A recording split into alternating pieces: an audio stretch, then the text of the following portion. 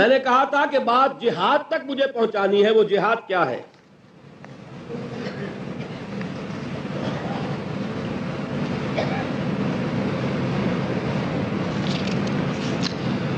جہاد کا تعلق اس کے ساتھ یوں سمجھیے کہ ایک لفظ ہے جوہد اور ایک ہے جہاد. ان میں فرق کیا ہے پہلے یہ جان لیں. جوہد سے جہاد بنا ہے نا. جوہد ہے کوشش، اور دنیا میں ہر کوشش میں مقابلہ بھی ہوتا ہے.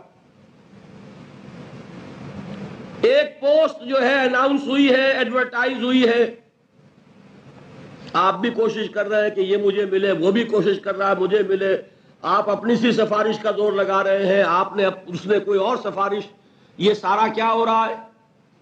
اس کا نام جہاد ہے. جب کوشش میں مقابلے کا رنگ پیدا ہو جائے تو وہ جوہد سے جہاد بن جاتا ہے. اسی طریقے سے قتل اور قتال ہے. قتل یک طرفہ عمل ہے. کوئی شخص جا رہا تھا، کسی نے شوٹ کر دیا، قتل کر دیا. دو آدمی آمنے سامنے ہو گئے ایک دوسرے کو مارنے کے لیے، اسے کیا کہیں گے؟ یہ قتال ہے. قتال کے معنی جنگ. جنگ میں دو گروہ ایک دوسرے کے سامنے، وہ اس کو مارنے کے در پہ، یہ اس کو مارنے کے در پہ. یہ کیا ہو گیا؟ قتال.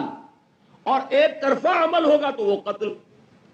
یک طرفہ کوشش ہوگی جوہد، اور جوہد کا جوہد سے جب ٹکراؤ ہو جائے گا تو وہ کیا؟ جہاد. اتنی بات تو سمجھ لی آپ نے. اب نوٹ کیجئے، ہر مرحلے پر مقابلہ ہے. آپ صرف اللہ کا بندہ بننا چاہتے ہیں، 3 مقابلے کرنے پڑیں گے.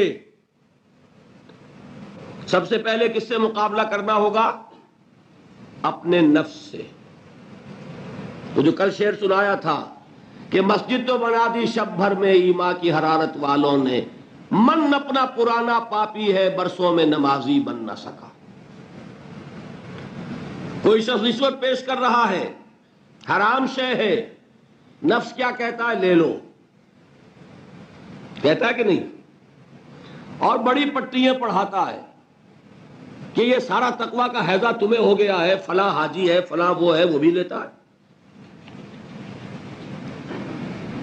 اور فلاں ضرورت رکی پڑی ہے، بچے کی فیس نہیں گئی ہے، بیوی کو اتنا عرصہ ہو گیا ساڑی کی فرمائش کرتے ہوئے ساڑی نہیں خریدی گئی ہے. یہ ساری پٹی پڑھائے گا نفس کے نہیں. اب اگر آپ مقابلہ کر سکتے ہیں نفس کا تو بچیں گے، مقابلہ نہیں کر سکتے باہر کھا جائیں. یہی ہوگا کہ نہیں؟ اذان کا وقت آ گیا، اذان سن لی آپ نے، لیکن پھر نفس نے کہا ابھی اور سو. آپ نے کروٹ لیا، کپڑا خوب ٹھیک کیا اور غین ہو گئے. اگر آپ اس نفس کے تقاضے کو اس وقت رد کر سکتے، طاقت آپ میں اتنی ہوتی تو آپ کھڑے ہوتے، مسجد کی طرف جاتے. گویا کہ بندگی رب کے لیے سب سے پہلا جہاد کس سے کرنا ہوگا؟ نفس. اچھا، نفس اکیلا نہیں ہے، اس کے پیچھے ایک بہت بڑا بدماش ہے، وہ شیطان لعین. وہ اسے اکساتا رہتا ہے، پھونکے مارتا ہے. الذی یوسوس فی صدور الناس، اشتعال پیدا کرتا ہے، پٹیاں پڑھاتا ہے، برائی کو مزین کرتا ہے، بے حیائی کو فیشن کا نام دیتا ہے، ناچ گانے کو وہ کلچر کا نام دیتا ہے. یہ سارا کچھ کر رہا ہے. تو اگر شیطان سے مقابلہ نہیں کر سکیں گے تو اللہ کی بندگی کر سکیں گے؟ تیسری چیز، معاشرہ بگڑا ہوا ہے. بگڑے ہوئے معاشرے کا ایک دباؤ ہے آپ پر. یہ بالکل ایسے جیسے ایک ہجوم ایک طرف جا رہا ہو تو ادھر جانا آسان اور مقابلے میں جانا بہت مشکل. زور لگانا پڑے گا نا. تو معاشرے کا رخ کچھ اور ہے، آپ کا رخ کچھ اور ہے. معاشرہ نہ خدا کو جانے نہ رسول کو جانے. آپ چاہتے ہیں اللہ اور اس کے رسول کے حکم پہ چلنا، کشمکش کرنی پڑے گی کہ نہیں؟ بہت پیارے ہیں وہ مصرے، زمانہ بات و نہ سازت تو با زمانہ ستیز. زمانہ تمہارے ساتھ اگر موافقت نہیں کر رہا، زمانے سے جنگ کرو.